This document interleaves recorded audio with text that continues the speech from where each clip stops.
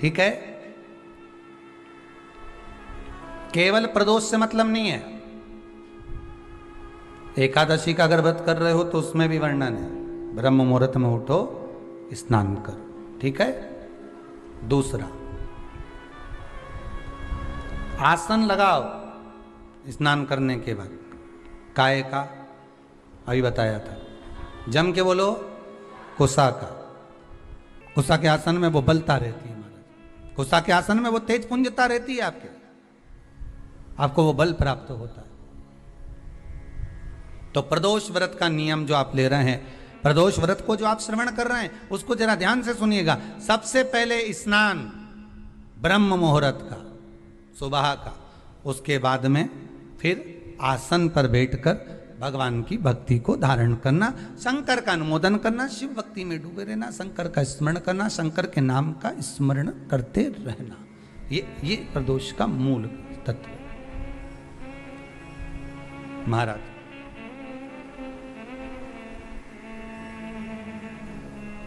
प्रदोष व्रत करने वाले को भोजन नहीं करना चाहिए, ध्यान दीजिएगा।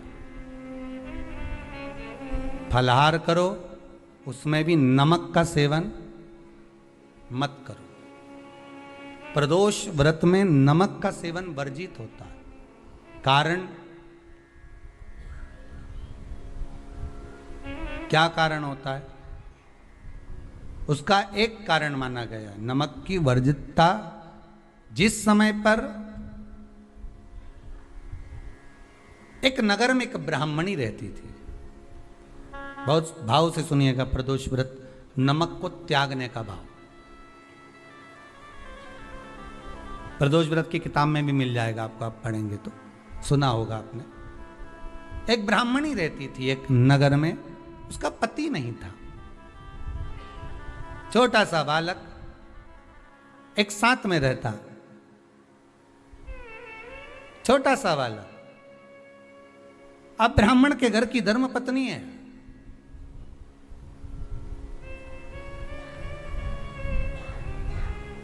ब्राह्मण कर्मकांड करने वाला, पूजन करने वाला, पाठ करने वाला, अनुष्ठान करने वाला, पूजन करने वाला, मंत्र जाप करने वाला, भगवत भक्ति में डूबने वाला।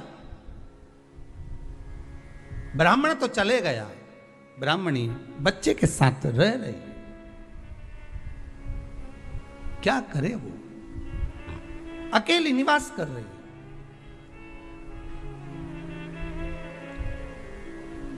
अकेली रह रही है और ब्राह्मणी बच्चे के साथ भ्रमण करती रहती, घूमती।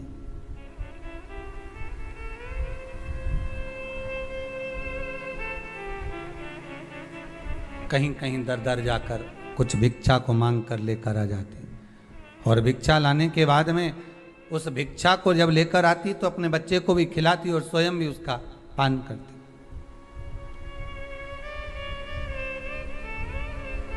एक दिन ब्राह्मणी भ्रमण करते करते प्रदोष काल के समय पर शिव मंदिर में प्रवेश करी। प्रदोष काल के समय पर,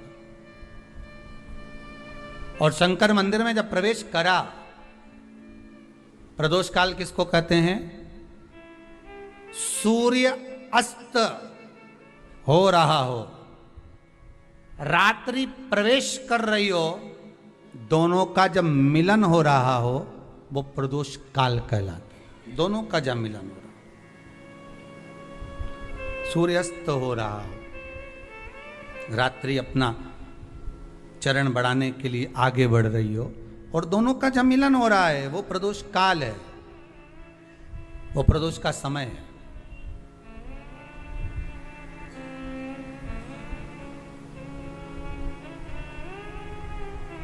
ब्राह्मणी मंदिर में प्रवेश कर रही। जब ब्राह्मणी मंदिर में प्रवेश करी, मंदिर के अंदर पहुंची, प्रदोष काल का समय था, प्रदोष का समय चल रहा था, और प्रदोष काल के उस समय में, प्रदोष काल के उस समय में जब ब्राह्मणी ने देखा कि कोई भगवान की भक्ति में लगा हुआ है, भगवान के रस तत्व में डूबा हुआ है। आज ब्राह्मणी के पास में कुछ पदार्थ नहीं है, अपने बच्चे का पेट भरने के लिए कोई सामग्री नहीं है, और कुछ आस लेके वो प्रवेश करिए, कुछ आस लेकर वो अंदर प्रवेश कर जाती है।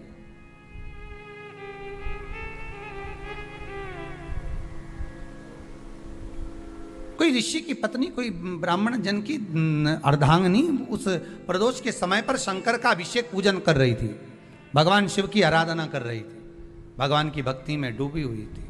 बोल, जब भगवान शिव की आराधना में डूबी हुई है, आराधना कर रही है, ये कुछ पाने के लिए चली गई,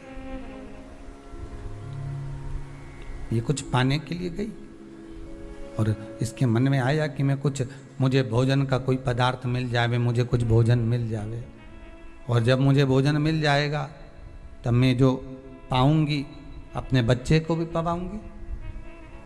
पर जिस मंदिर में वो प्रवेश करी थी, जहाँ पर नारी पूजन कर रही थी शंकर की प्रदोष काल में, वहाँ पर पड़ी हुई कुछ वस्तु को इस ब्राह्मणी ने मांग लिया।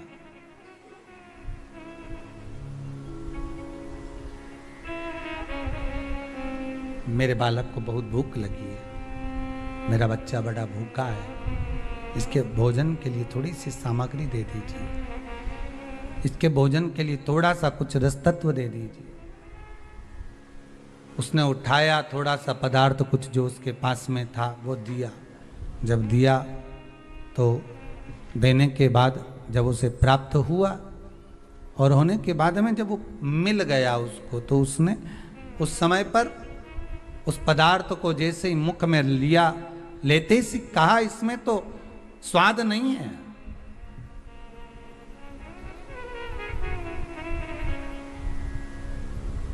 इसमें स्वाद नहीं है। महाराज, ब्राह्मणी ने जैसे ही मुख में लिया, थूक दिया, ये श्रेष्ठ नहीं है। जो ऋषि की पत्नी अंदर पूजन कर रही थी प्रदोष काल, उसने कह दिया, आपका चेहरा बता रहा है कि आप ब्राह्मण की धर्म पत्नी, पर आज आप दर दर जाकर अगर भिक्षा मांग रही हो, दर दर जाकर अगर भीख मांग रही हो, दर दर जाकर भिक्षा को मांग रही हो, तो इसमें आपके पति का दोष नहीं है, दोष आपका है। क्योंकि आप भगवान के प्रसाद में भी जो स्वाद देखी थी ना, ये आपका एक जन्म का नहीं है, ये ना जाने कितने जन्म का है। ब्राह्मणी के मस्तिष्क में बैठ गया, ब्राह्मणी के उस वो कहा ना, वो बक्कल में नहीं अक्कल में बैठ गया कि ये स्वाद नहीं देखना।